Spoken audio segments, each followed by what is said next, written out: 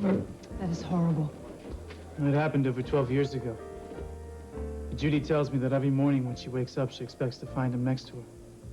And when she reaches over and realizes that he's not there, she feels like crawling back into the bottle. That's exactly what Felicia's going through. Like I told you. I mean, besides the color of their skin and the bottom line of their income tax forms, those two ladies have a lot in common.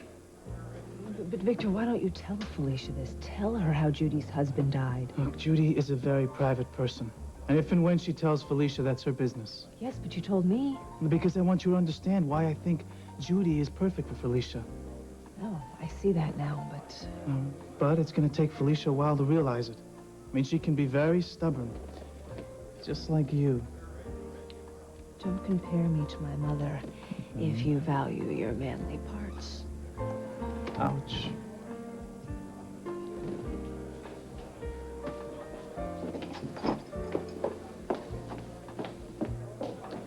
You think that she's gonna be okay? If she stops tending bar.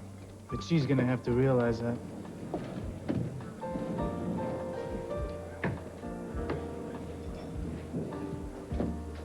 Lorna, you're a difficult young lady to get a hold of. Popping out of your coffin, Carl, for a blood-sucking night on the town. Bravo. I can always rely on you for a little comedy relief, huh? Carl Hutchins. Victor Rodriguez. Oh. So this is the new friend. My personal life is off limits, Carl. Uh-huh. Thus it should ever be. Right. Strictly professional, then. Your own public relations firm. Have you thought about it? My proposition still stands. And work for you? I'd rather do PR for Saddam Hussein. Take your time, think about it. You may change your mind. When hell freezes. I went to the opera tonight. Been to the opera tonight. Tosca. Do you remember that aria? Visi d'arte. I lived for art. It reminded me of our days together.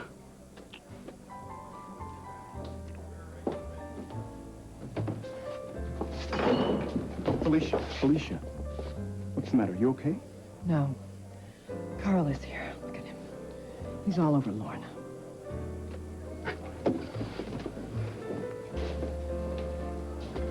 What are you looking at? Did I say anything? No, which is totally atypical. Why didn't you throw him off the balcony or something? Look, I knew if I intervened, you'd throw a fit. Then you'd stereotype me into your typical macho stereo bodyguard. I didn't say anything for now. Are you happy? Oh, yes, this is turning out to be a fabulous evening. You want to talk about it? No. And who do you have to know around here or be related to get some service?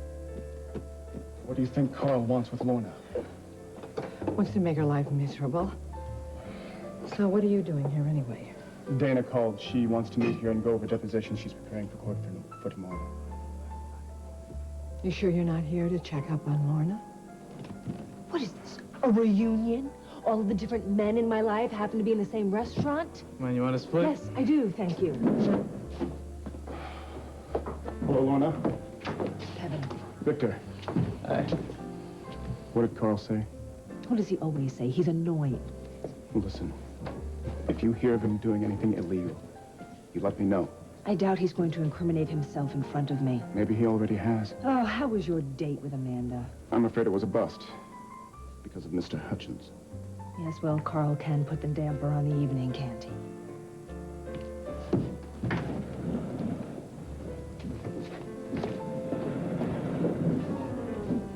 You know something? I would sleep a lot better if I knew Carl was in solitary. What do you think? 99 years long enough? Well, believe me, I'm working on it. Listen, you're close to Rachel Cory. Yes. Have you any idea why she would show up at the opera tonight with Carl Hutchins?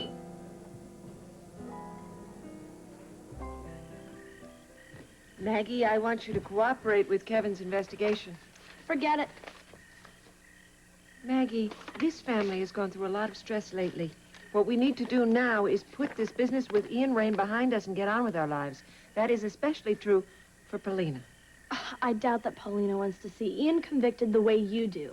Honey, all I'm asking you to do is to work with the authorities and give them the simple facts. No way. He's not a criminal. He's decent. He cares about me. Honey, I know how romantic and mysterious he seems to you, sort of like Indiana Jones on one of his quests. But, honey, he is a wanted criminal as far as the police are concerned. Who are you to be lecturing me about Ian? You're the one that's dating America's Most Wanted, Carl Hutchins. I'm not dating Carl Hutchins. All right, what do you call going to the opera with him and inviting him over for Maggie, tea? I don't have to defend my actions to you. I'm the mother here, and we're not talking about me. We're talking about you. You know what? Just go on another date with Carl and leave me alone. That's not the issue here, Maggie. Why won't you listen to me? I don't care if you don't believe in Ian. I do. And I know someday he's going to prove all of you wrong.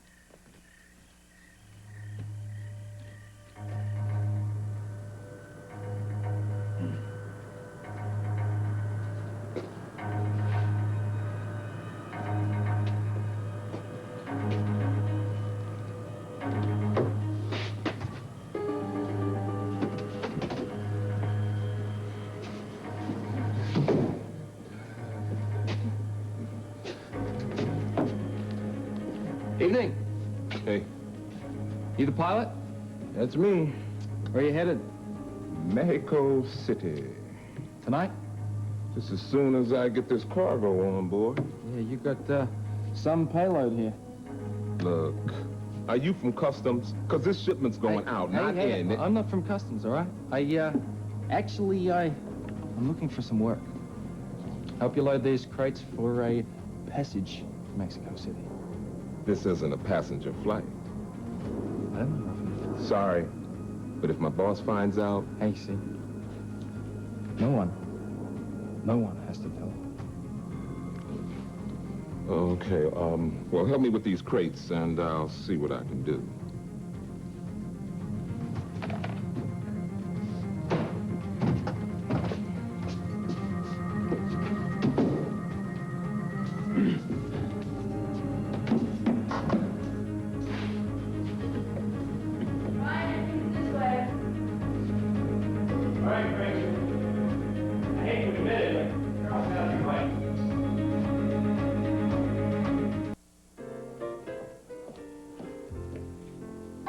Yes, I'm definitely interested.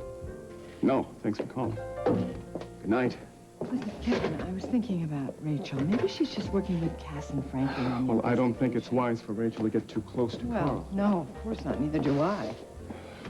Who's on the phone? That was Dana. She got busy at work, and she's not going to be able to make it. Apparently, there's been some big shakeup at the DA's office. Really? Yes. The chief prosecutor's been forced into retirement to head off an ethics investigation. So they're going to have to get somebody new? Definitely.